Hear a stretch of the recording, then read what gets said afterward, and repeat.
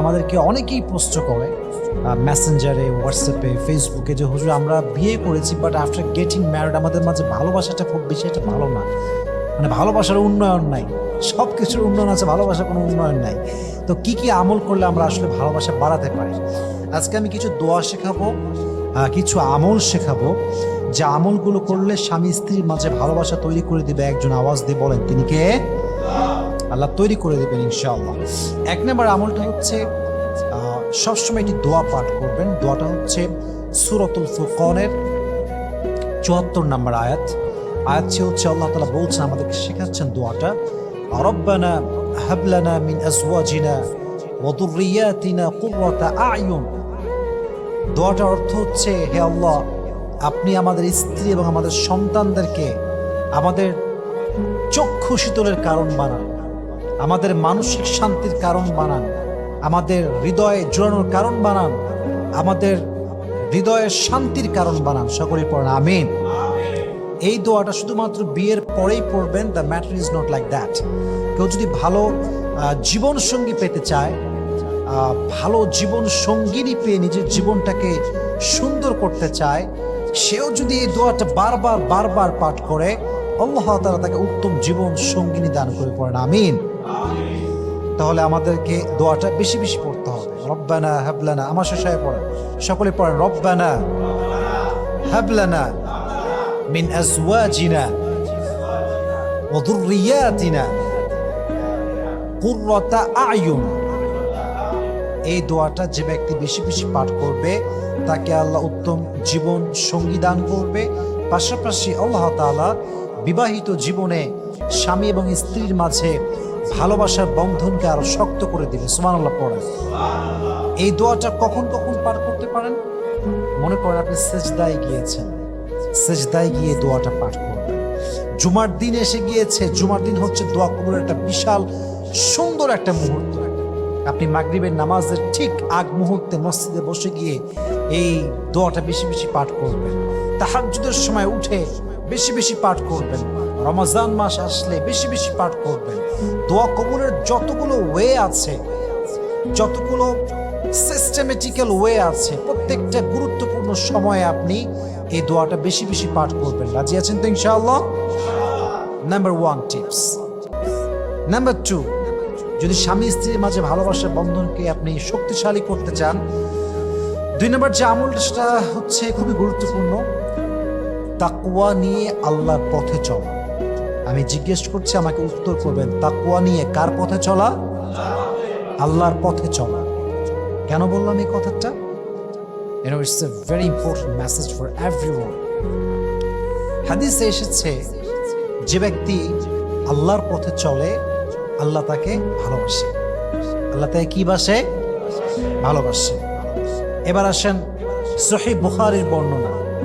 আল্লাহর হাবিব বলেছেন সাল্লাল্লাহু আলাইহি ওয়াসাল্লাম, যখন আল্লাহ তাআলা কোন বান্দাকে ভালোবাসে, নাদা জিবরিল, তখন তিনি জিব্রাইলকে ডাকেন এবং ঘোষণা করেন, জিব্রাইল, আমি তাকে ভালোবাসি, তুমি পুরো পৃথিবীবাসীকে ঘোষণা করে দাও মানুষ যেন তাকে ভালোবাসে। সুবহানাল্লাহ পড়লেন না? এই যে ভালোবাসা, এটা কখন আসবে? যখন আপনার ভিতরে when you have the taqwa, when you have the fear of Lord, যখন আপনি আপনার রবকে ভালোবাসেন, আপনার রব আপনাকে ভালোবাসে। আর রব যখন কাউকে ভালোবাসে, পুরো পৃথিবীর সমস্ত মানুষের হৃদয়ে আল্লাহ তাআলা তার জন্য ভালোবাসা তৈরি করে দেয়। সুবহানাল্লাহ। তার মানে এটা নয় যে আপনাকে সবাই ভালোবাসবে। মুত্তাকি হলে সবাই সবাইকে ভালোবাসে না। হুজুরদেরকেও গালি দেয় বাঙালি, এরকম আছে না নাই? আপনি মুত্তাকি হইলেই যে আপনারা সবাই বাহবা দিবে, রেড কার্পেট রিসিপশন দিয়ে আপনাকে তাকবীর দিয়ে রিসিভ করবে, the matter is actually not like that. যখন আপনাকে কেউ পরিপূর্ণ মুত্তাকি হওয়ার পরেও গালি দেয়, এটা বুঝতে হবে it's a test, it's exam from your Lord. এটা আল্লাহ আপনাকে পরীক্ষা করছে। পরীক্ষায় পাশ করলে আপনাকে সফলতার চূড়ান্ত পর্যায়ে আল্লাহ তাআলা পৌঁছে দিবেন। সুবহানাল্লাহ পড়েন। এজন্য স্বামী স্ত্রীর মাঝে ভালোবাসা তৈরি করতে চাইলে তাকওয়া রাখার দরকারটা আছে না নাই? 3 নম্বর যে আমলটা আপনার করতে হবে, এটা সবার জন্য, স্বামী স্ত্রী উভয়ের জন্য খুব সুন্দরভাবে এটা পালন করতে হবে।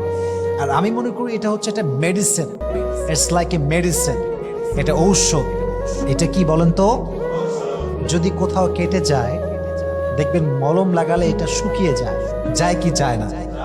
স্বামী স্ত্রীর মাঝে যত আঘাত আছে, যত কষ্ট আছে, যত অভিমান আছে, এই সব কিছু ভাঙাবার মূল মন্ত্রটা হচ্ছে ওয়েল বিহেভিয়ার, সুন্দর ব্যবহার। সুবহানাল্লাহ পড়েন। কোরআনে আল্লাহ তাআলা বলেছেন ওয়াশিরুহুন্না বিল মারুফ, স্বামীর সঙ্গে স্ত্রী, স্বামীর সঙ্গে স্ত্রী, স্ত্রীর সঙ্গে স্বামী, ভালোবাসার সম্পর্ক, সুন্দর সম্পর্ক রাখা দরকার আছে না নাই? রাখতে চাইলে সুন্দর ব্যবহার করতে হবে। সুন্দর ব্যবহার ছাড়া কোনো গতি নেই। ওয়াশিরুহুন্না বিল মারুফ, সুন্দর কথা বলো, সুন্দর আচরণ করো।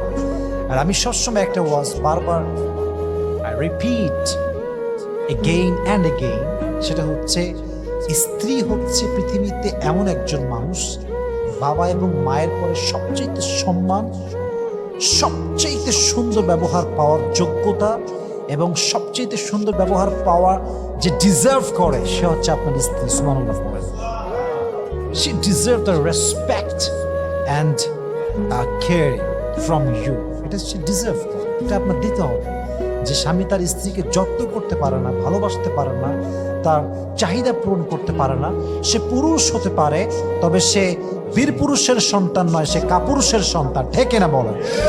তো আপনাকে সুন্দর ব্যবহার করতে হবে। সুন্দর ব্যবহার করলে আপনার হৃদয়ে আল্লাহ তাআলা ভালোবাসা তৈরি করবে। এর জন্য সুন্দর ব্যবহার দরকার আছে না নাই? ওয়াশিরুহুন্না বিল মারুফ, সুন্দর ব্যবহার করতে হবে।